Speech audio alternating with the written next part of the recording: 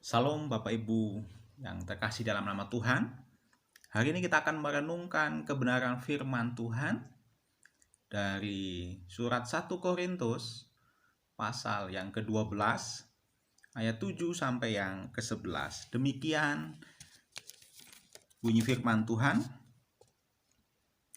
Tetapi kepada tiap-tiap orang dikaruniakan penyataan roh untuk kepentingan bersama.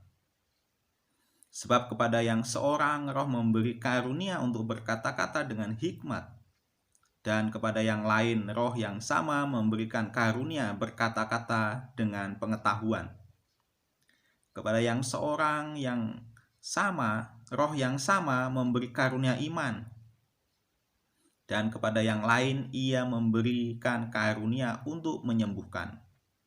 Kepada yang seorang roh memberikan kuasa untuk mengadakan mujizat, dan kepada yang lain ia memberikan karunia untuk bernubuat. Dan kepada yang lain lagi ia memberikan karunia untuk membedakan macam-macam roh. Kepada seorang ia memberikan karunia untuk berkata-kata dengan bahasa roh. Dan kepada yang lain ia memberikan karunia untuk menafsirkan bahasa roh itu. Tetapi semuanya ini dikerjakan oleh roh yang satu dan yang sama, yang memberikan karunia kepada tiap-tiap orang secara khusus seperti yang dikehendakinya. Demikian pembacaan firman Tuhan. Tema renungan kita hari ini ialah karunia-karunia roh dalam jemaat. Karunia roh merupakan kemampuan ilahi yang diberikan Roh Kudus menurut kehendaknya kepada orang percaya untuk kepentingan bersama dalam upaya membangun tubuh Kristus. Karunia Roh Kudus diberikan kepada orang percaya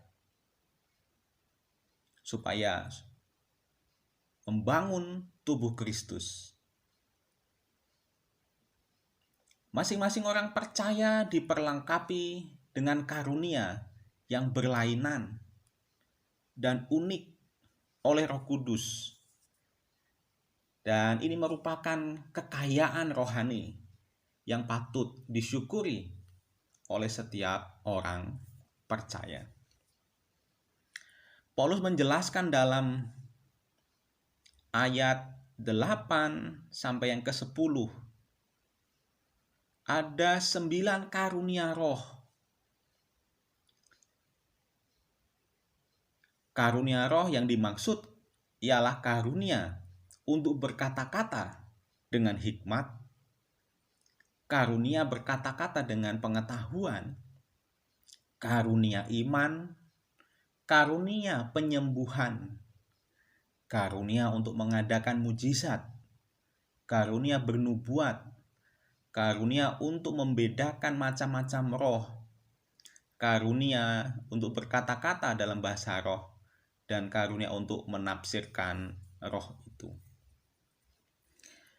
Kita percaya bahwa semua bersifat pemberian secara cuma-cuma menurut kedaulatan Roh Kudus.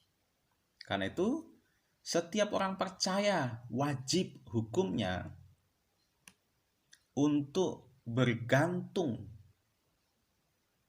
terus-menerus kepada Roh Kudus yang mengaruniakan karunia-karunia itu di dalam kehidupan orang percaya. Bapak Ibu, keragaman karunia roh yang ada di dalam kehidupan jemaat harus dipandang atau harus menjadi suatu kekuatan untuk membangun tubuh Kristus. Kita mesti memandang keragaman karunia roh sebagai suatu kekuatan dalam upaya membangun tubuh Kristus supaya boleh semakin serupa dengan Kristus sendiri.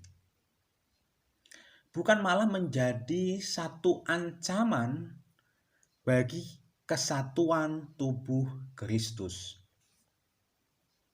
Ancaman yang dimaksud ialah jika jemaat atau orang percaya tidak memahami dengan benar apa tujuan karunia roh diberikan di dalam jemaat atau di dalam kehidupan orang percaya. Pemahaman yang keliru akan karunia roh malah akan menjadikan karunia roh sebagai sumber konflik, sebagai sumber kesombongan rohani, dan sebagai sarana orang untuk merendahkan orang lain. Karena merasa diri memiliki lebih banyak karunia dari yang lain. Jadi ia berhak untuk merendahkan, berhak untuk sombong, dan justru hal semacam ini akan menjadi sumber konflik. Oleh karena itu, kita perlu memahami dengan benar apa tujuan dari karunia-karunia roh itu diberikan bagi orang percaya. Paulus menegaskan ada rupa-rupa karunia, tapi satu roh yang memberi. Ada rupa-rupa pelayanan, tapi satu Tuhan yang dilayani. Ada rupa-rupa perbuatan ajaib, tapi satu Allah yang mengerjakan. Kita bisa membaca dari ayat 4 sampai ayat yang ke-6. Orang percaya atau jemaat perlu mengerti benar bahwa karunia roh diberikan untuk kepentingan hidup bersama di dalam jemaat. Seperti yang tertulis di dalam ayat yang ke-7. Yaitu untuk membangun tubuh Kristus. Itulah tujuan dari penyataan roh bagi jemaat. Itulah tujuan karya-karya Roh Kudus diberikan di dalam jemaat, yaitu untuk membangun tubuh Kristus, bukan untuk mengoyakkannya, bukan untuk memecah belah, bukan untuk menghancurkan tubuh Kristus, tetapi untuk saling melengkapi satu dengan yang lain. Bukan merasa diri lebih eksklusif, bukan merasa diri lebih dari yang lain.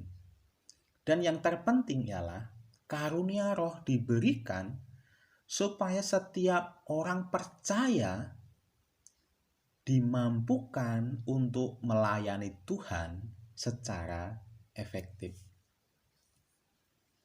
Bapak Ibu saudara yang terkasih di dalam nama Tuhan,